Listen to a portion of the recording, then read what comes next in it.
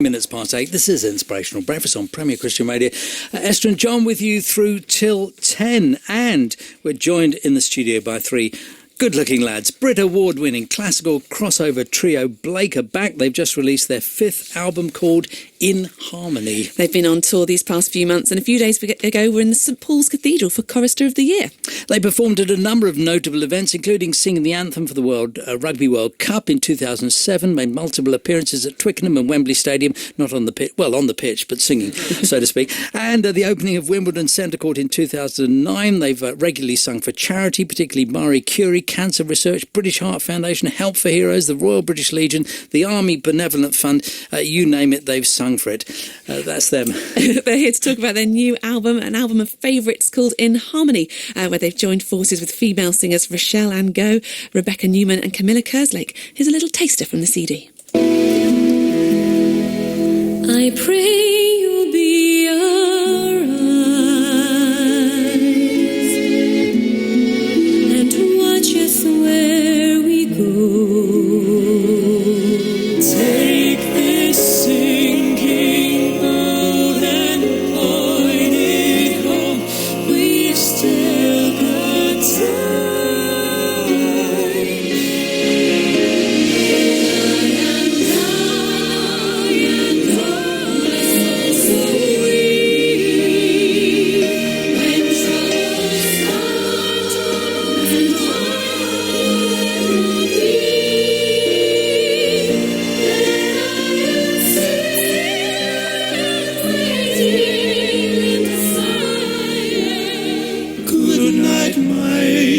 Time to close your eyes and save these questions for another day. I think I know what you've been asking me. I think you know what I've been trying to say. I promised I would never leave you, and you should always know. Great harmonies Lovely there. stuff Yeah. there. The power of voices, I mean, all the tracks there sound beautiful, but the raw power of three voices singing in harmony is really hard to beat, isn't it? And of course, that's what you're best known for. Welcome, Blake, we should say. Thank you very much. Good. Well, we don't need to be here now. You've heard the album, so we might as well leave. All right, goodbye. But you were giving us some behind-the-scenes stories there on some of your female collaborators. Rochelle Angot, which track was she singing on there? So Rachel was singing the song from Once, the musical Once, Falling It's Slowly. a beautiful song, it's a beautiful duet, it's isn't a it? real sort of heart-wrencher, that one. And she's actually in the West End at the moment in Miss Saigon. She's one of the leads in Miss Saigon. And we met her we do a lot of touring and work in the Philippines, and in the Philippines she is a superstar. And so when we heard she was coming here, we said, please, can you come and sing with us? And she did. And it was just a wonderful collaboration, as well as Rebecca Newman, who was on The Prayer, which I'm sure many of your listeners will know, a very beautiful song. And then Camilla Kerslake on You Raise Me Up with the Sing to Beat Breast Cancer Choir, which was a choir we made up of 22 women, all of whom were suffering and are suffering from breast cancer, which was an extraordinarily emotional experience, really. None of them were really singers. We brought them together and they sang with us, and we've sung it at many cancer charity events, and it's a highlight of the record. How did you coach those women into finding their voice? Well, everyone has a voice, I always say. Some voices are just more capable than others. But no, it was a remarkable thing. I did it with Camilla, and we got all these ladies in. We listened to, as it was, just over 20 of them.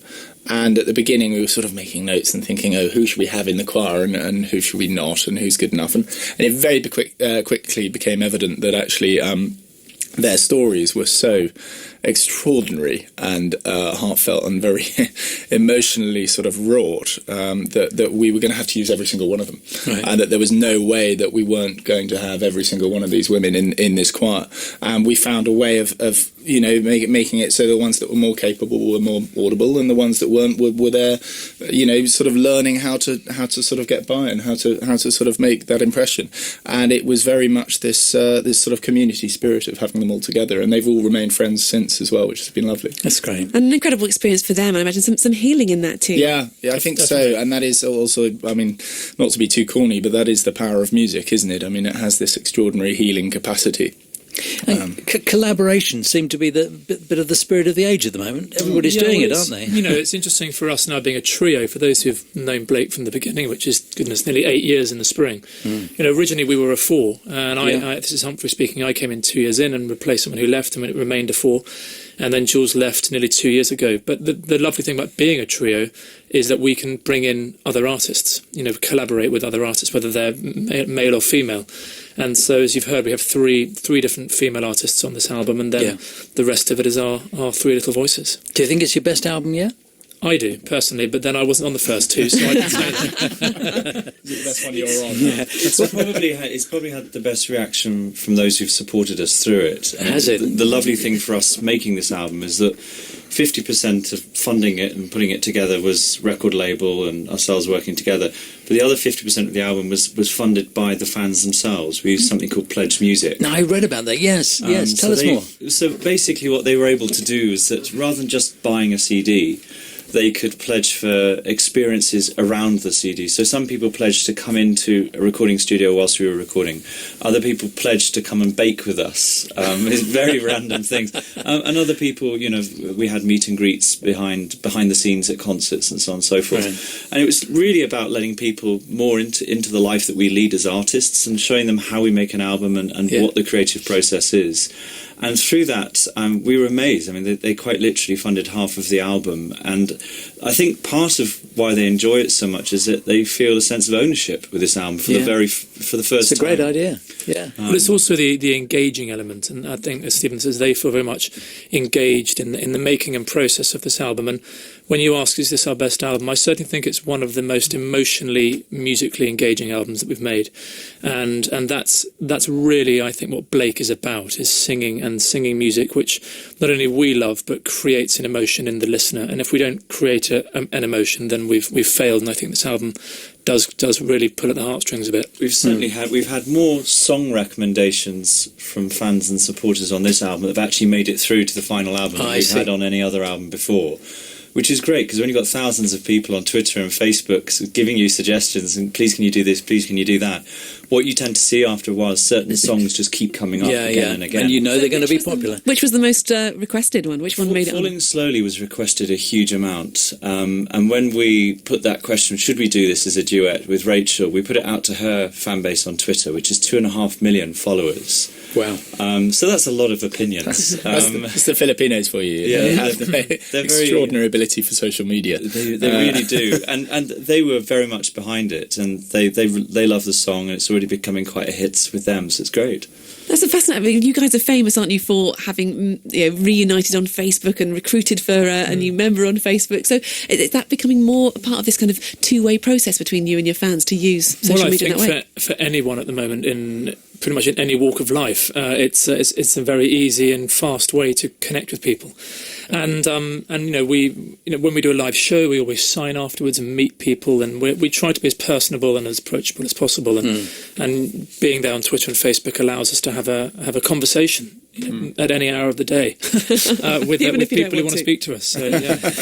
All right, terrific stuff. Well, let me pause you there, because we're going to go for some traffic and travel news, and we'll be back with you, and we'll get you to sing something as well, if that's okay. Right. I know it's a bit early in the morning, but we'll try and do that. If you've seen Blake in concert, if you'd like to put a question to them or talk to them, you can do so. Give us a call, 08450 21 21 21. It's a local rate call wherever you are in the country. It's almost 18 minutes past 8. This is Inspirational Breakfast on Premier Christian Radio.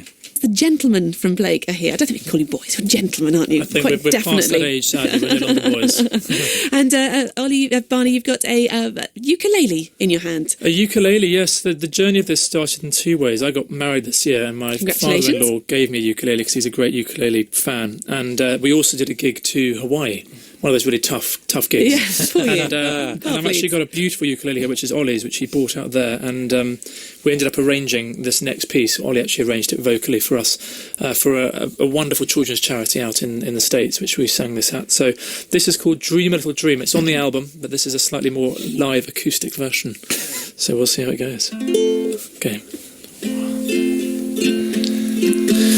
Stars shining bright above you. Night breezes seem to whisper, I love you. Birds singing in the sycamore tree.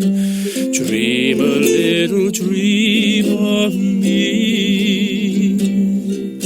Say nighty-night and kiss me. Just hold me tight and tell me you miss me while I'm alone and blue as can be. Dream a little dream of me. Oh, stars fading, but I linger on, dear, still craving your kiss. I'm longing to linger till dawn, dear, just saying this. Sweet dreams till sunbeams find you.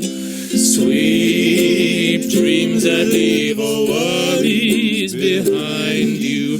But in your dreams, whatever they be, dream a little dream of me.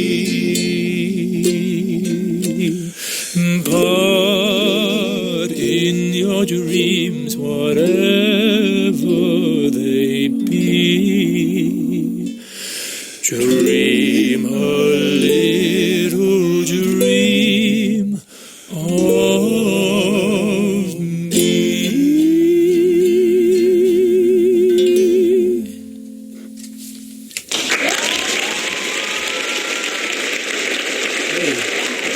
Terrific stuff. Positively dreamy. Absolutely terrific. For breakfast radio, that may just send people to sleep, but I hope it hasn't. They loved it. Love it. Absolutely And that great. ukulele sound is so lovely, isn't it? Yeah. It does give it that It's got Hawaiian this sort of feel, charm doesn't it? about it. It's a Hawaiian very instrument, isn't sweet. it? So they say. It does. It It's a takes you Hawaiian straight word. there. So yeah, I mean, that's one we've actually ended up doing that in the live show, and it seems to have got a good reaction. So there's something quite endearing about a ukulele. It's like a sort of little Especially when you play it. Well, thank you. 'Cause, you know, It's got a charm that no one's ever heard before. Yeah, thanks, Ollie. Could this be a whole new direction? Because the ukulele is becoming quite a popular instrument with these orchestras popping up It all really around is. Britain. You know, Yeah. like Well, your it's sixth album. Well, it lends itself to our close harmony and, you know, that sort of sound. So who knows? It's really up to me to learn a new song. So I've been playing that one for a while now. So. But you mentioned that this also was a song that you did for charity, and you've become notable for the amount of charitable songs and singings and events that you've done. Why is that? Well, I think if you're privileged enough to be in our position, where you sing for a living and you have an element of profile, and you can use that to help others, then you should. And there are many charities which we have associations with. We've done work for mind and mental health charities. My sister committed suicide 8 years ago, so that's something that was very personal to me. We do a lot of work with military charities. Ollie comes from a military family and has friends who have been terribly wounded and hurt, and seen the effects of war, and many other charities with Stephen's own charities that he's associated with. So it's things that mean something to us, and if you have a chance to help, then you should. Well, one of you, or more of one of you, were choir boys once, weren't you? Yes. Yeah. once Although I were upon a time. little rough-wearing boys. Yeah. Stephen was a bit different. He was a sort of ruffian in Bath, but yeah. No, that's right. And actually, we did. You mentioned in your introduction recently that we did Chorister of the Year the other day in St Paul's Cathedral, which has to be about the worst possible venue to hear a single chorister under the dome, and that extraordinary acoustic that sounds lovely with a full choir, but impossible if you actually want to hear what anyone's singing. So these amazing boys and girls came from many different choirs across the country and sang and were spectacular, and it took us right back to our own youth, sort of singing 7 days a week normally when I was at And you're going to be singing in Union Chapel soon in Islington as well. Tell us That's about very that. kind of Yeah, you. Yeah, it's it's our big finale concert of the year. We always try and put one big show on in London every year and invite everybody from London to come and enjoy. But yes, on the 22nd, so it's Saturday, 22nd of November. We have a huge choir. We have many guest artists coming on as well, some of which have been on this recent album that we've done. But it is just such a stunning venue. It's an octagon in shape, and the way it's lit when you actually see it, it's a very uplifting and very spiritual place. It's certainly with the type of music that Blake perform. There's a lot of sacred texts in there as well. So there's something. People can take what they like from our music, but I think within that setting, it will be quite a religious experience for quite a lot of people. Fantastic. Okay, it's 8:30. We need to pause for some headlines in just a moment or two, and perhaps we'll go out with playing a song from the album right after that. So hang on there, boys and lads, men, kids, and we'll sort things out there. But don't forget that coming up very shortly, we will be playing the game The Word. Christmas coming. Blake are here in the studio with us, and we promised we'd play you a final track from their album. Lads, would you like to choose a track? Well, I think, considering the morning, I think You Needed Me. Maybe. Yeah, that's a lovely track. It's by Anne Murray originally, and it's just a very beautiful song, and it's actually first on the album. I've got it. So whilst it's playing, we'll be texting to enter your competition. I'm quite 240 quid's worth of John Lewis fans. Not bad, is it? I'm getting my phone out now. Well, yes, you can have a go if you like. You never know. You might not get picked to play, of course. But, lads, thank you very much indeed for coming in. Thank you very much. I love the album, and I hope it's a tremendous success for you, and all the very best with that concert coming up. Well, happy Christmas to all your listeners. It's a bit early, but it's far too early. You can't say happy Christmas. I can. It's not even bonfire night. I won't see them again. We'll save it for later. All right, here's that track.